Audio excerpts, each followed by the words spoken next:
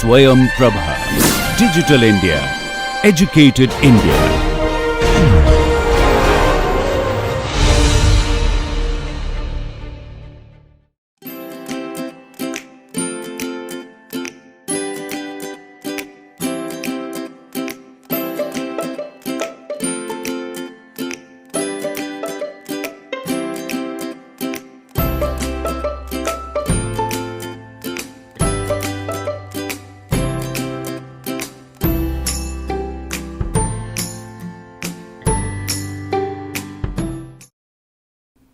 Welcome everyone. This is the second part of Microbial Growth. This is lecture 50 of module 10. So in this particular topic, we are going to look at how to culture bacteria and how to quantify them. So we will take a look at plate counts and membrane filtration as well as microscopic methods. Now, when we talk about growing cultures of bacteria in the lab, how can it be done? So the first thing is to understand what are the different types of cultures. The first thing is pure versus mixed.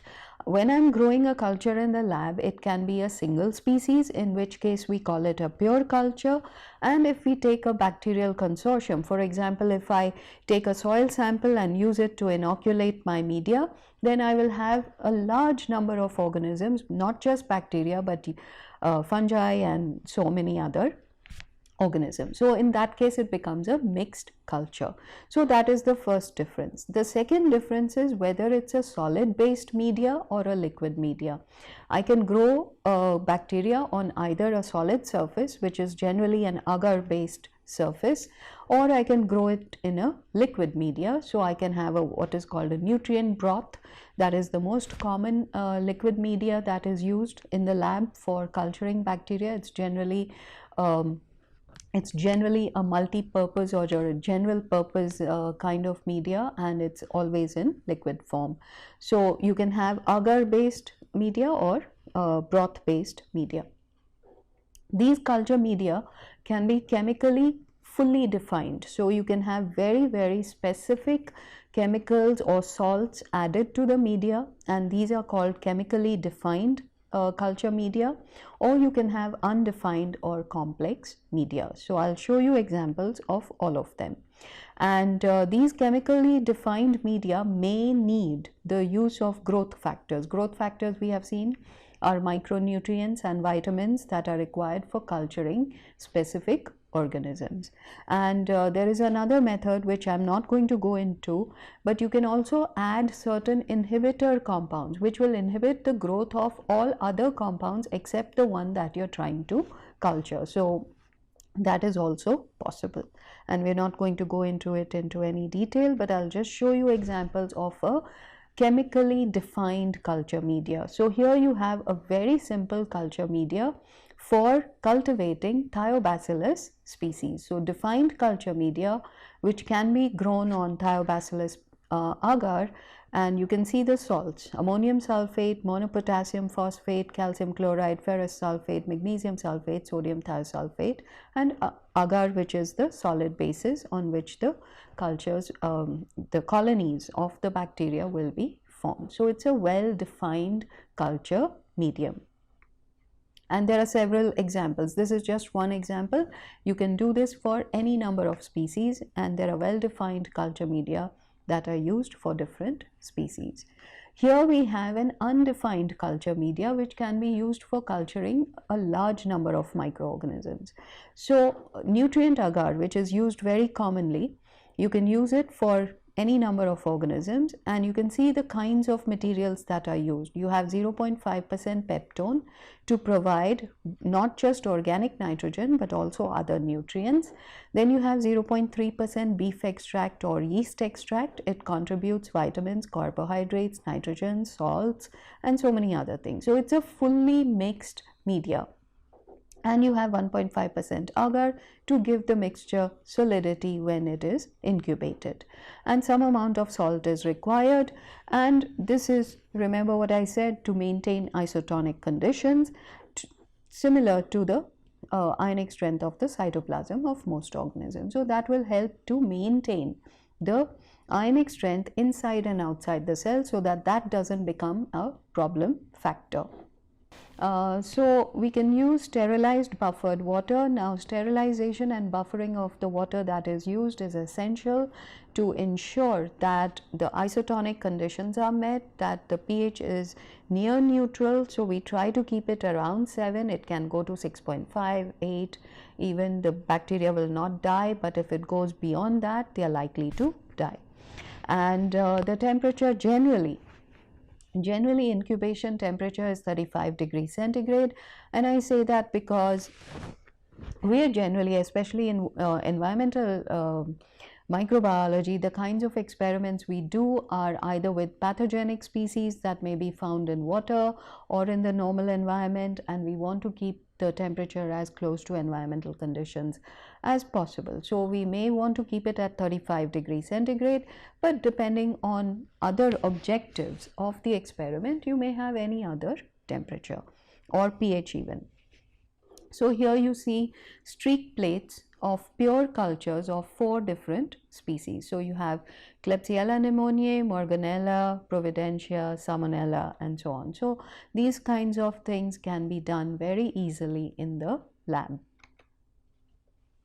Then we have what is called a differential cultural medium. Now you can use different types of culture media for isolating a large number of bacteria. So for example, like I said, you want to look at gram-negative bacteria, or you want to look at enteric bacteria, or you want to look at some other type of bacteria. Then you have certain types of agars that are designed for culturing those types of species. So here you have another, it's not entirely undefined. There are complex mixtures of peptone, lactose, bile salt, sodium chloride, and so on. So this is for cultivating a particular type of bacterial species. So many different types of bacterial species will come up on this type of media. These are petri dishes or petri plates. These are the equipment that we use for culturing on solid media. So these are the agar media that are added to the petri dishes or petri plates. These are the terms we use. And when you incubate them for anything from 24 hours to 7 days even, it depends on what you're trying to do. It can be anything. The temperature can change, the incubation period can change. It all depends on what you're trying to do. So these are bacterial colonies which will show up after the incubation period. So if you're looking at the plate, initially when you plate it, when you add your sample of water or any other sample that you're trying to look at, when you add it to the plate, initially nothing is visible because these cells are invisible to the eye. But after a day, 2 days, or even more, you will find these kinds of colonies. So this is, each colony is assumed to represent a single cell. It's not actually true, it's an assumption just to simplify matters. It may be a cluster of cells that is the starting point, or it may be a single cell that is the starting point. And what we usually see in the lab is that the colony size varies. You will have very tiny pinprick sized colonies, or you will have very large colonies, and that's because the starting point may be a single cell or clusters of cells. So all kinds of things are possible. So these are examples of bacterial colonies. They will be different in terms of size, shape, color, texture. All these things will be different about different bacterial species. So this is an example of what are called blood agar plates. Sheep blood was added to the growth media to enhance the availability of nutrients. In one case, on the right you have Staphylococcus, and on the left you have Streptococcus cultures. You can see how different the different species of the bacteria are. More examples of plating and how you can use this method for creating pure cultures. So these are streak plates. These are called streak plates. I'll come to more details later about how to create streak plates. It's not just for bacteria. Very often what we get is yeast growth, yeast or fungal growth on the surface of these solid agar media. So the first 4 The first four that you see over here are bacteria. This fifth one is yeast. This is fungi, and Candida is also a yeast. So this is very common, and it happens in the lab very often that you get the growth of fungi or yeast on these plates if they get contaminated. So these are some examples. Now let's come to aseptic transfer. Now whenever you're doing lab experiments, you have to ensure that the media, especially if you're working with pure cultures, you have to make it, the first objective is to ensure that it is an aseptic transfer from one media to another. So in the first case, you can see two tubes. One of them probably has the bacterial culture, and you take a metal loop. So these are the metal loops. Sometimes they have wooden handles, sometimes they have metal handles. There is a loop at the end of this particular tool, and when it is dipped in the nutrient broth, so this is the nutrient broth that is supporting the culture of the bacteria, this droplet of the nutrient broth, which will stick to this tiny little loop, is then going to be transferred to another loop. Now you can't just do it without making sure that the loop is entirely sterile before you dip it into the pure culture. So sterilization is done by what we call flame sterilization. So it's a metal loop, you hold it over a flame, everything is assumed to be dead when it is burnt, and only then will you dip it into the growing culture and then transfer it to another sterilized growth media. So that is aseptic transfer. The results are shown over here. There are more details for you to look at if you're interested, and this is how streaking is done. Now in this first case, this is aseptic transfer from one liquid media to another liquid media. You can have aseptic transfer from liquid to solid or solid to liquid, and the same process can be used. So this part is the flame sterilization, where the loop is sterilized over a flame. Then it is transferred from the nutrient broth to the solid media. The media is the plate, the Petri plate, and you have a streak. So you just take the loop and run it lightly, very lightly over the solid surface, and that will allow the cells that are part of the loop, they will be transferred to the solid media. Remember, everything is sterilized except the loop, which contains the pure culture or even a mixed culture. From this loop, at the end, it's a single streak that is used. At the end of the loop, you will have the most diluted concentration of cells. That little concentration is then used to further streak it, and the direction changes. So you can see how it's done. The heaviest growth is over here, that is the beginning of the streak. The last point on the streak plate is then used to transfer it to the next one, and you can see 1, 2, 3, 4 and 5 and finally 6th streak. The 6th streak has individual cells, and you can see the size of the colonies. They're very small, and that shows that individual cells have now been separated from each other. Otherwise, they're all overlapping each other. Then we come to another method, which is called optical density measurement. So you can grow your cells in a clean nutrient media. When it has no cells in it, it will have a certain optical density which will be close to 0, because the cell concentration is 0 at the time of the sterilized nutrient broth or whatever media you are using. So at t is equal to 0, with 0 cells added, you will have a certain cell optical density when you use it, when you take a sample of that and add it to a spectrophotometer or even a turbidity meter. You can use anything. You can use a visible spectrophotometer or a turbidity meter for these kinds of measurements. So here we have a spectrophotometer. You can use a turbidity meter for doing these measurements, and we have the cuvette which contains the sample. So the light will pass through the cuvette. Now this is the light intensity. I0 is the light intensity that is incident on the cuvette, and I is what passes through the cuvette, and that is picked up by a sensor. What you're actually measuring is the light that is transmitted through the nutrient media. Now this light, when it is measured, is going to tell you something about the optical density of the media itself. So the optical density when there are no cells is close to 0. As the cells begin to grow, depending on the species, you will get different types of growth curves. So you can see the lag phase, the exponential phase, and the stationary phase based on optical density only. So this is a very crude method, and I say it very clearly that it's a crude method. It does not work for low concentrations of substrates.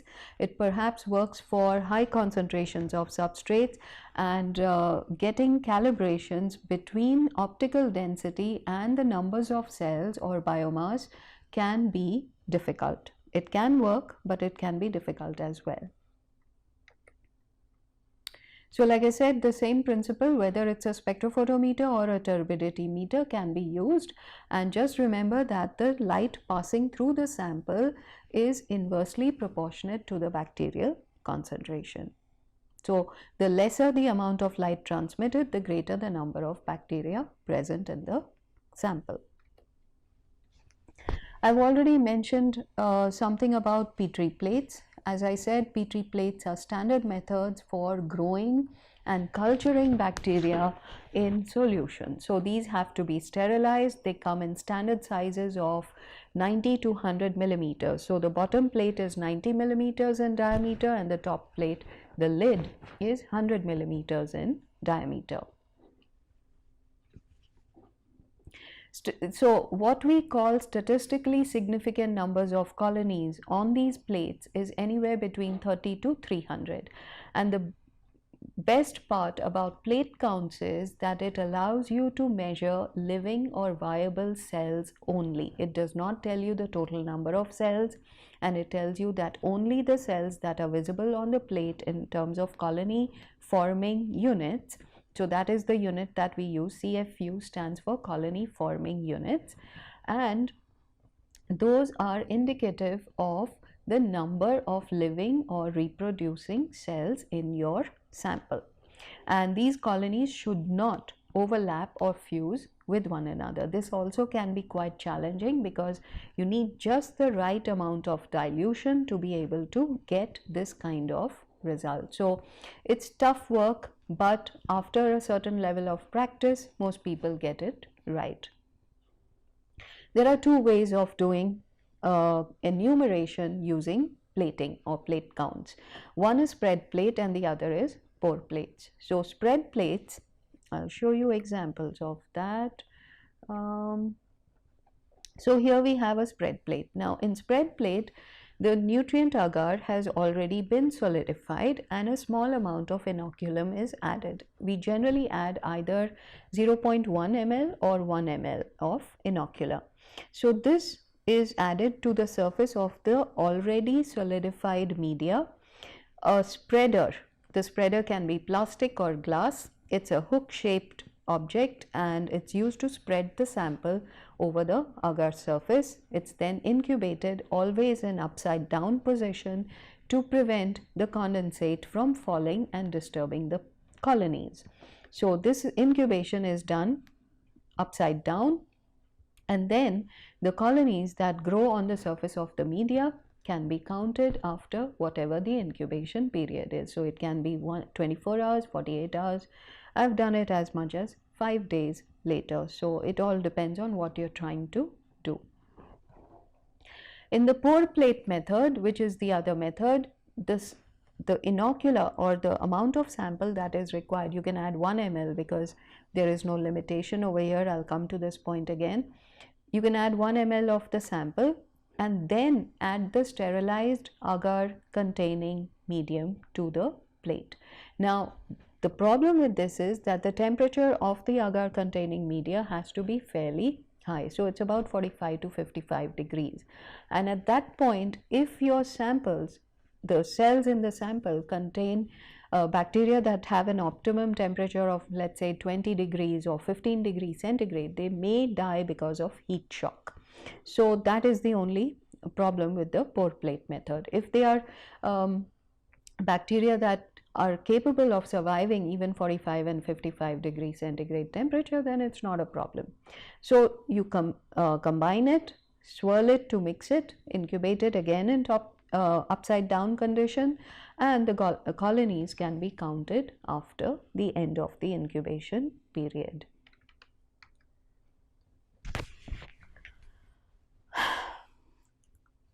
So the advantage of the spread plate method is that there is no heat shock, but the small sample size means less dilutions are required, but it also means that the sensitivity of the method is poorer compared to the larger sample sizes. So when you have large sample sizes, you get better results. And then you have pour plates. So you have 1 ml sample, like I said, can be added, the colonies can be grown. I've mentioned all these points, and this can be quite challenging, because if you're used to doing rich cultures and then you move to doing very poor nutrient environments like water supply systems, then it becomes very difficult to figure out what is going to work and what is not going to work. So these are important factors to keep in mind and work out what are the best conditions. Then we come to what is essential for serial dilutions. Now let's say you take a wastewater sample, and wastewater contains millions to billions of cells per ml. I obviously cannot take 1 ml of that wastewater and put it on a plate, because I will get a complete lawn of bacteria and there will be nothing that is countable. So to get a countable result, I must do what are called serial dilutions. So for serial dilutions, we have what is called 1 in 10 dilution. So you take a tube, you take 1 ml of your sample, make it to 10 ml total volume, and so that's 1 ml of the sample and 9 ml of your mineral media, whatever you use to buffer the dilutions. All of it has to be sterilized, including the test tube. So all solid and media have to be sterilized. So here you have 1:10 dilution. You can start with the original sample. 1:10, 1:100, 1:1000, and it keeps going on in multiples of 10. So this is called serial dilution. Now you take 1 ml from this after mixing it properly and plate it on Petri plates. You can use spread plates or pour plates, either way.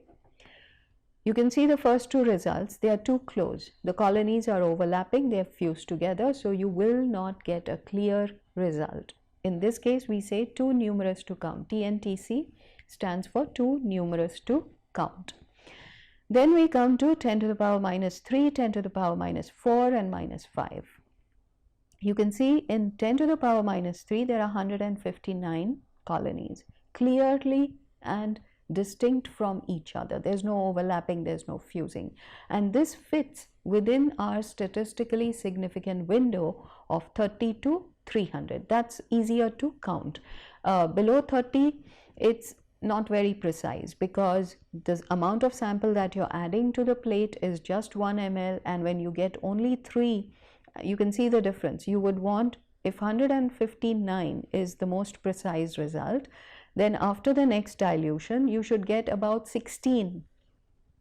You should get about 16 colonies, but you're getting 79, and in the next dilution you're getting 3. So it's not, it should be 1/10 in each dilution, but it doesn't work that way.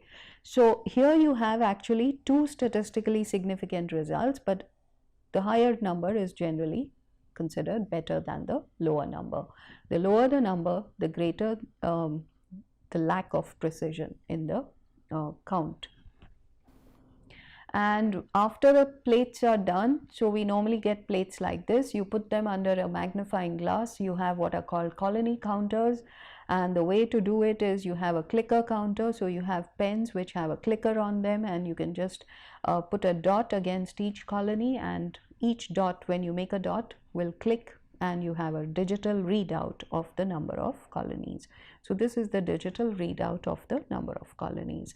And if you have the ability to take photos, store them on your PC, makes it even more easy to count. So here is our glass slide. The yellow part is the glass slide. You put your sample on the glass slide, and the glass slide itself has ridges. So the sample will collect in those ridges, and you have a cover slip.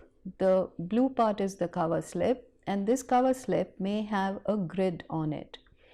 So when you put it under the microscope, all these cells will be observable through the grid, and you can count the number of cells. So this is, if you get such a clean image, then you can count the number of cells in any of these squares.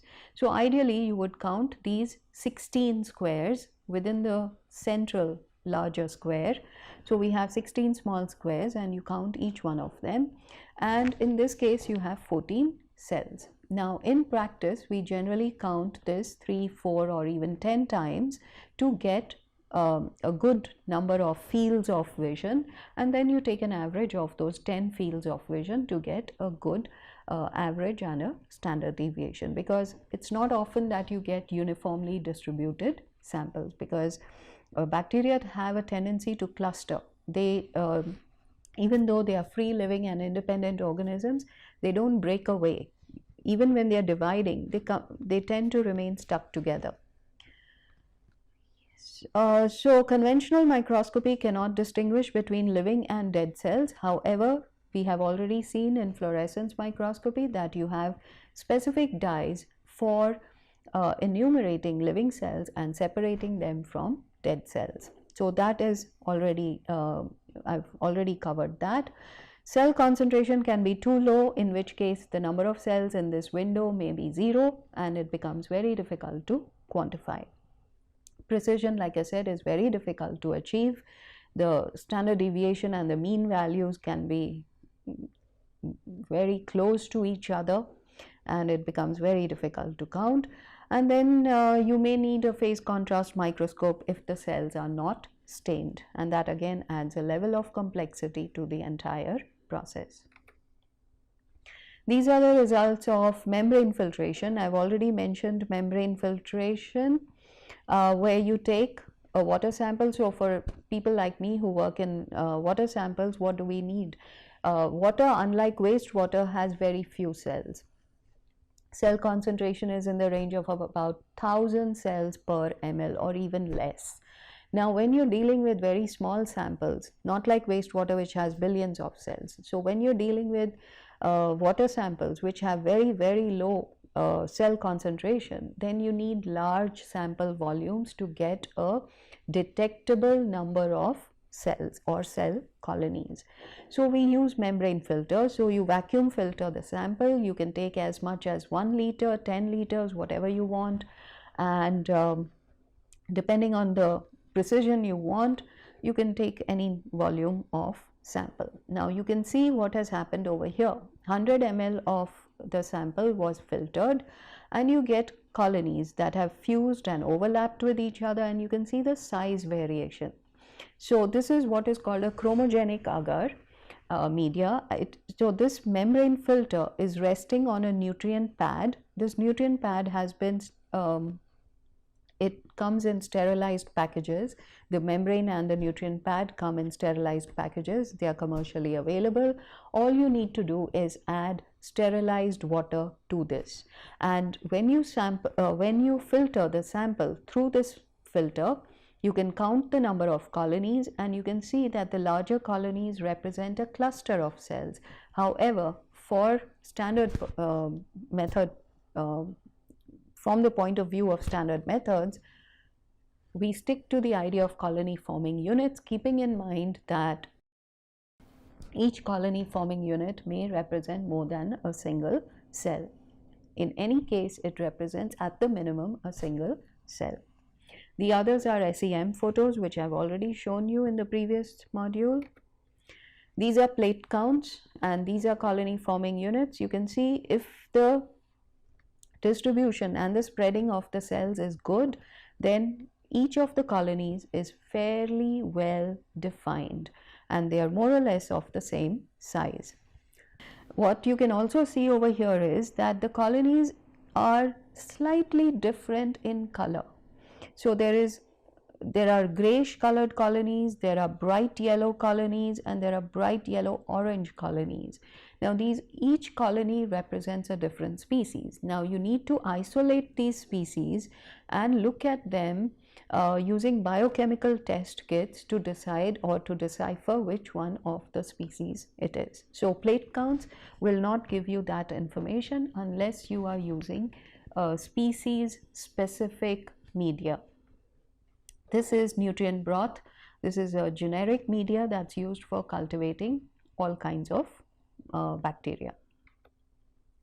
I've already shown you these examples as well, so I won't spend any time on it, but just to remind you that membrane filtration and microscopy can be used for enumerating bacteria. I will stop at this point. Thank you.